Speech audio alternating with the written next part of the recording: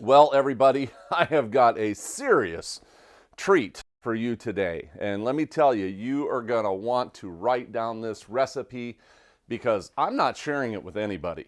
This is one of those recipes, it is not going to go up on the website. It is not going to be available unless it's going in one of our special books that's coming up. But I'm sharing it with you today because I am actually making vegan filet mignon. Yes, and this recipe is going to blow you away. And it's really easy. This is an easy recipe. I've got quite a few ingredients here that I want to go over with you real quick. So let me share the ingredients with you. Got 2 cups of water right here. 2 cups of water, 3 cups of chickpeas, which is actually 2 cans of the chickpeas. I've got 1.5 cups, 1.5 cups of tomato paste. Then up here, we've got 1/2 cup of nutritional yeast flakes, 1/2 cup of smoked paprika. And the smoked paprika really helps if it's smoked. And 1/2 cup of soy sauce. Now, right up front here, we've got some serious flavors here. Right here, these are 2 tablespoons. So I've got 2 tablespoons of my beefless base that I use all the time. I've got 2 tablespoons of some steak sauce, 2 tablespoons of some mustard. This is a spicy Dijon mustard. Then I've got 2 tablespoons of garlic powder and 2 tablespoons of onion powder. Now we do have a couple more ingredients hiding back here. I've got 5 cups Vital wheat gluten flour and 1 cup of brown rice. And I do have some steak seasoning here for a little bonus. But let me show you how easy this recipe is. You know, it's got some ingredients, but every one of them is an important role in the flavor. And that's what we're looking for, is the flavor and the texture. So we've got our food processor here. We just got to blend most of this up. So we're going to put in our 3 cups of chickpeas with our 2 cups of water right there.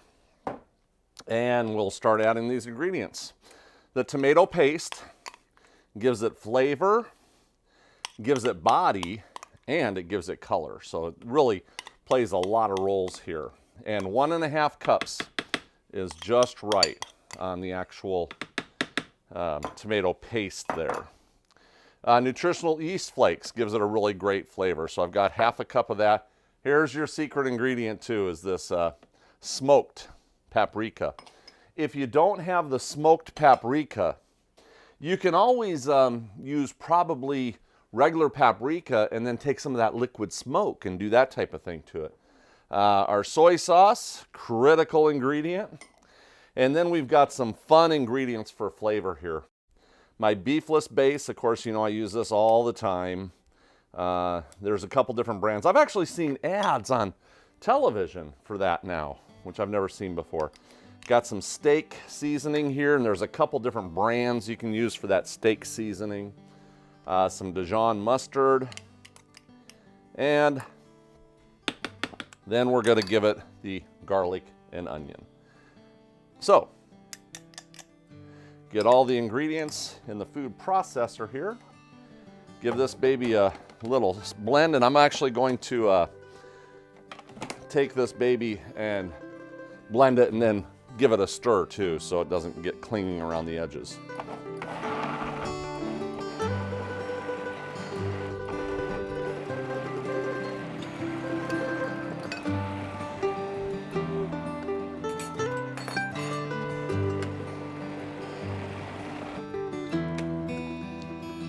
Okay, looking perfect here. Just needs a little more blending, but it's coming along just perfect.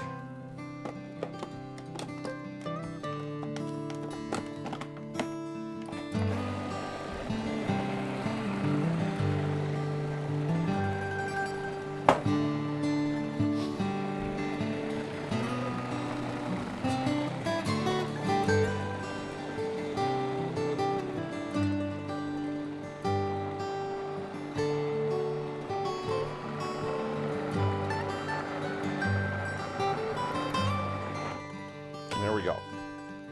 Okay. Now texture-wise, that's pretty good. You can actually keep blending this if you want a very smooth and creamy. This does have just a little bit of body to it. Ooh, I can smell that paprika already with the smoked paprika. All right, so we'll get the majority out of here, just like that. Okay, now we're gonna add our flours. Rice flour, critically important, and what rice flour does is it helps moisture come to the actual product. Another thing you can do right here is add some olive oil. Yes. You can add some olive oil here, and that's going to give it the sensation of grease. And so I'm just going to put in about a 1/4 cup there. And you don't have to do that. You know I'm not a big oil person, but it will give it that sensation of grease, which really works well. So another one of my little secrets there. And of course the 5 cups of Vital Wheat gluten flour. And my recipe is so exact that I can actually just measure everything out. Yeah, this would be what you call an ingredient-driven recipe. And ingredient-driven recipes, here's your ingredients, boom, you're done. Now this does have a couple little concepts that you have to pay attention to, but you'll see. You're gonna love it. I'm telling you, you're gonna make this for your guests, and they're gonna be like, "Wow, where did you come up with that recipe?" And so we're gonna give this a stir here, just get all this mixed together. Oh man, the aroma from this smoked paprika is absolutely amazing.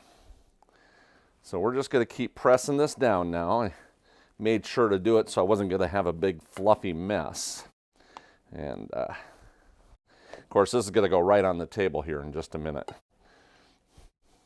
I like making recipes that are easy and taste fabulous, because in today's society it's just such a challenge. And this recipe, by the way, is a pretty large quantity. You can make smaller quantities. Actually, when I first started testing and creating this recipe, it's kind of a hybrid from a couple other recipes I do, and I wanted to make it where it was enough quantity so you can kind of make a batch, so you can freeze it and do whatever you want with it. Okay, now all we're going to do is just get all this blended together so it's nice and smooth. It's looking good. Just the right feel. Yeah, that's what happens when you get exact ingredient recipes. You guys know I share a lot of concept recipes with you for sure, where I just give you the concept. And once you have the concept, you're good to go. Okay.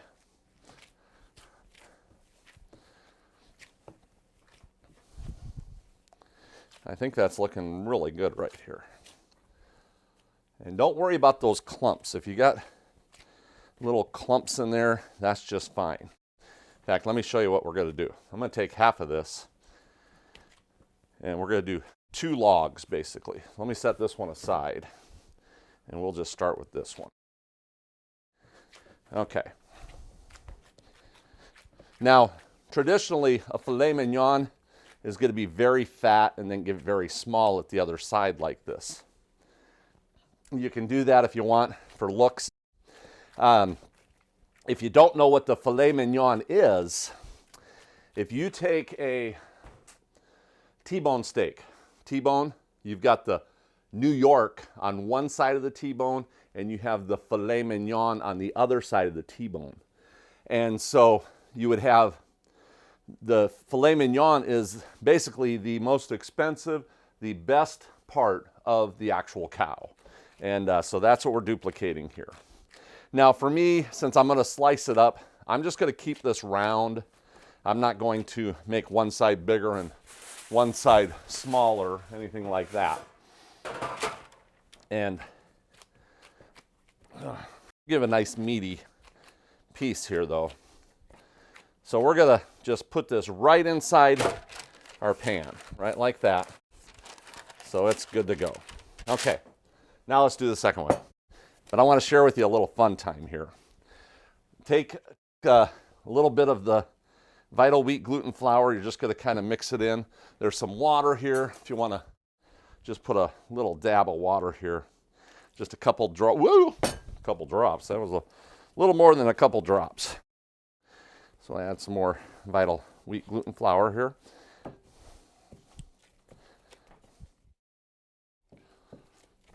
Okay. Now you can see where I've actually got some clumps of. Now we don't want to mix this too much. We just want to get it in the shape that we need it. Don't overmix it. Don't overmix this one. And boom. Now what that's going to do is it's going to actually give you the simulation of marbled grease. Yeah, it's going to, fat, marbled fat.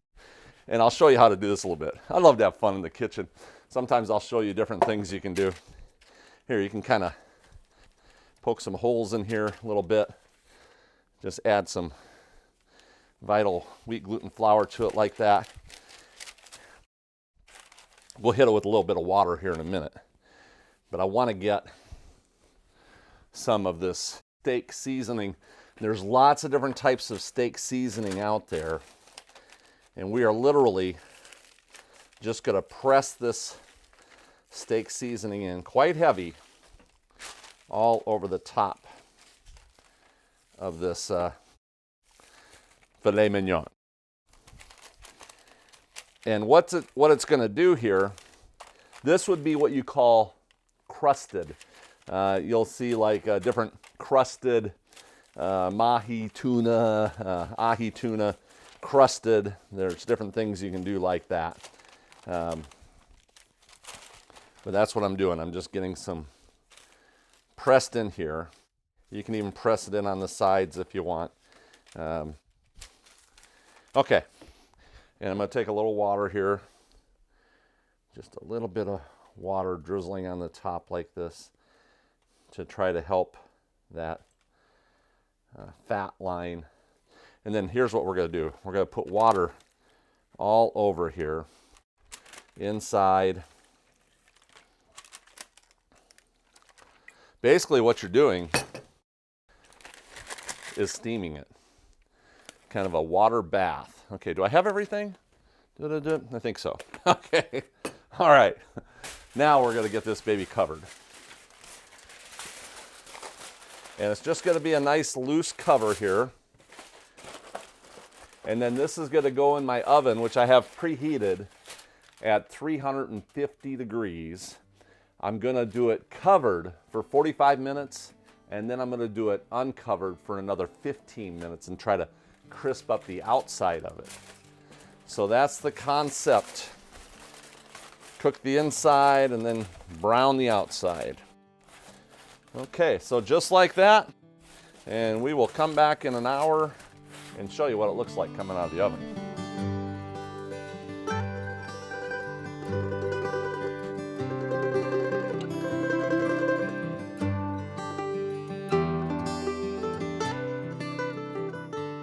All right, we are gonna bring those steaks out of the oven, and let me tell you, this is gonna blow you away. Oh man. Now I did have these in the oven for 45 minutes. Then I took the, look at those. And then I took the foil off of it and let it go for another 15 minutes. Steaming hot. This is amazing. Oh, let me tell you, I'm gonna get some gloves on just because that's gonna help with my little heat problem so I don't burn my fingers. But yeah, we're not done. We are not done yet. I have more to blow you away with here. Oh, I love it. You know, these are perfect just the way they are. Don't do what I'm about to do. You're actually going to want to let this rest, just like you would a regular steak, okay? let it rest. Don't do what I'm about to do. Okay, let me see if I can get this down here. We're going, oh, take that hot one right there. There we go. Okay, let me grab a knife. All right. There you go. Check that out. So let's say you want to make steaks. You can make them any size you want. Boom, boom. We'll do a couple big ones here. And then, I think this is on. Give it a little spray with the olive oil. Pop this baby right in here. And this is a little panini grill. These will work great on a charbroiler. I don't have a charbroiler here, but I do have a panini that I can get that taken care of there. The other thing you can do is if you just want to take a couple slices like this and put it in a pan, and you can take a little bit of coconut oil. Doesn't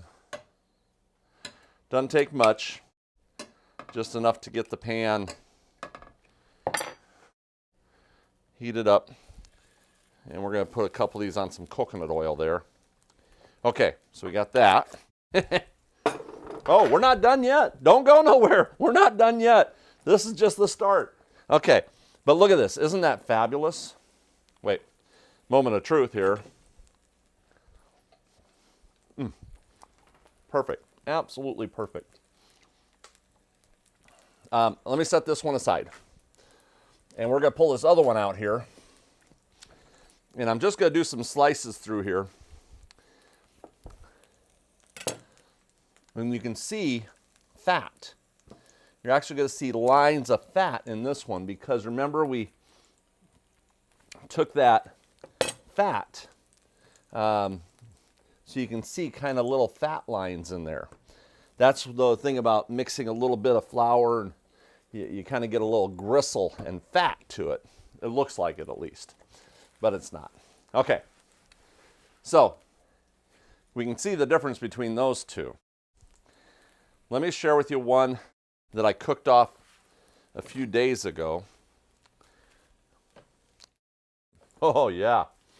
And I put this in the fridge, and so it's refrigerated. You can kind of see this fat line here. This one did not have as much paprika in it. I didn't do a big paprika on this one. But watch how thin I can slice this. Look at that. So you can literally cut this as thin as you want. Isn't that amazing? Yeah, just cook it thin. Get those babies going a little bit. How thin do you want? Boy, let me tell you, you can make some serious sandwiches with this on a regular basis if you want. And it's got that crusted top on it. What do you think?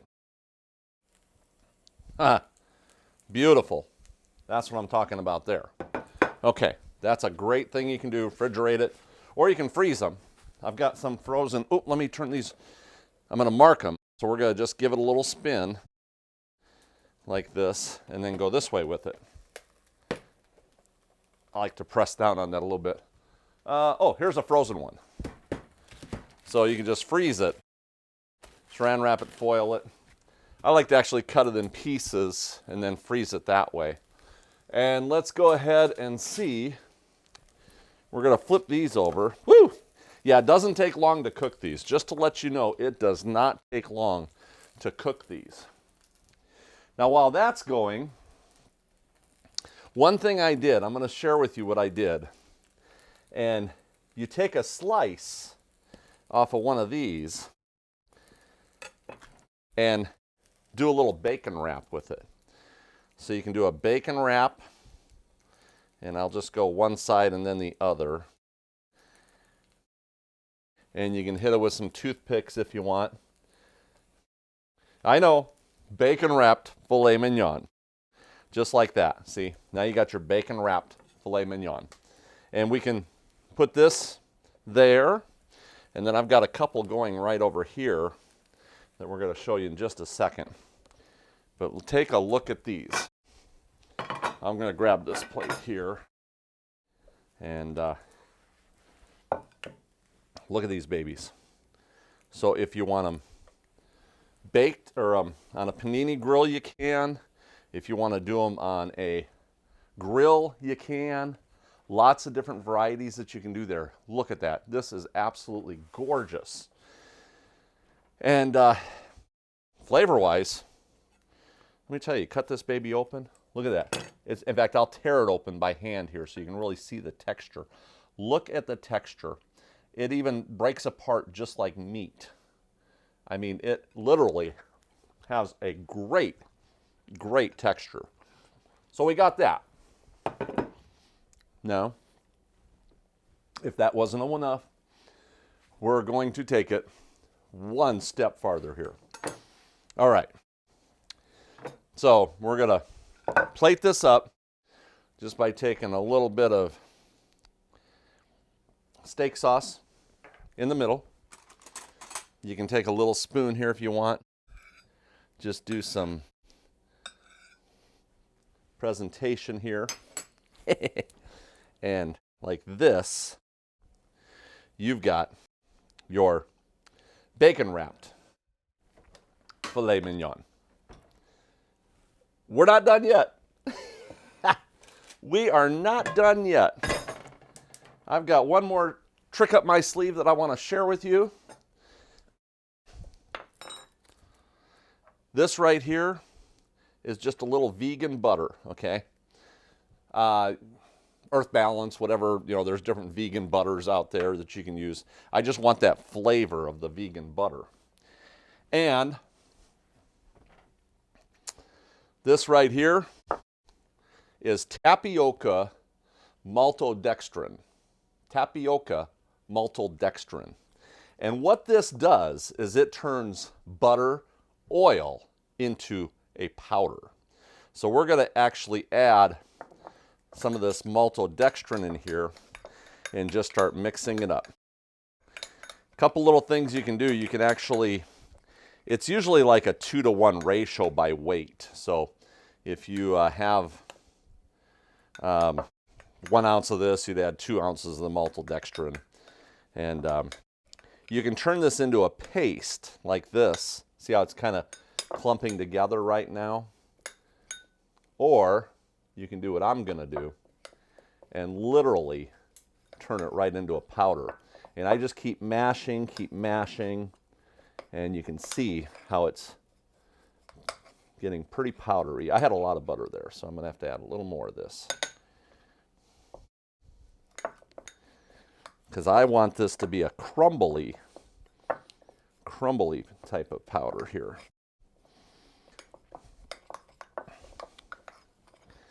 There we go. And I know some of you have never seen this one either. It's a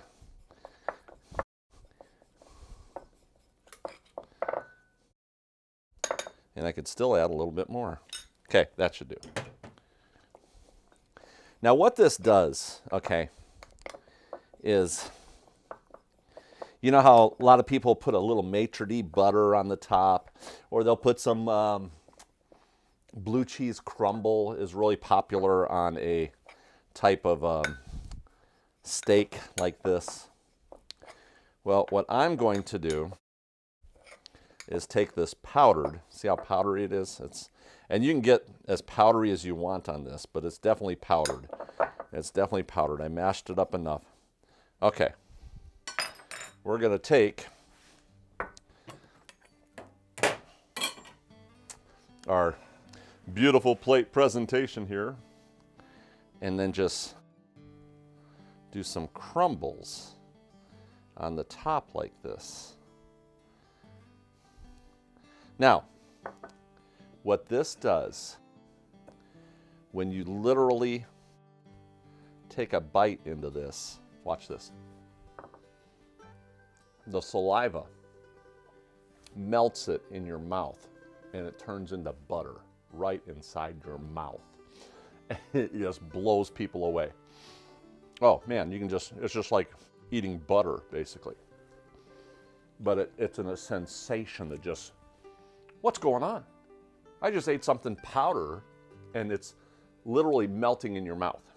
So that is the wow factor. So there you go. Vegan, bacon wrapped filet mignons that are just fabulous. And you can, like I said, you can mass produce these. You can even do different flavors, because now you have the concept. You can do different flavors, and you can run with this in so many different ways. But this is the best. The flavors are perfect. The recipe is perfect. And you are going to love this one. And your people that you share this with are just going to be blown away. So that's it. I hope you enjoyed this segment. It is definitely worth watching again. Mark Anthony here, helping you get healthy one bite at a time.